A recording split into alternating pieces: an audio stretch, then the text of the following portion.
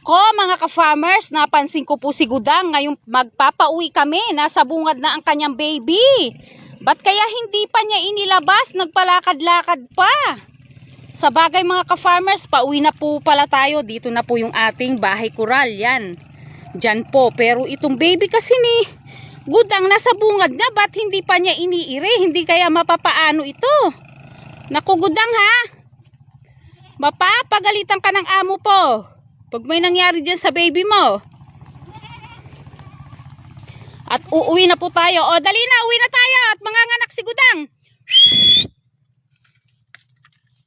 Kailangan na nating umuwi agad. Wala na dyan Dadang. Kalbo, dali na.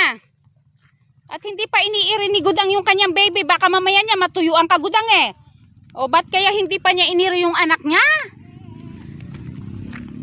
Sana naman wag mapaano yung kanyang baby. At hindi po namin napansin mag-asawa at nakalabas na po pala ang ulo ng kanyang baby goat. At yung mga kasamahan niya, ayun. Nasa bungad na po mga ka-farmers. Malapit-lapit na tayo.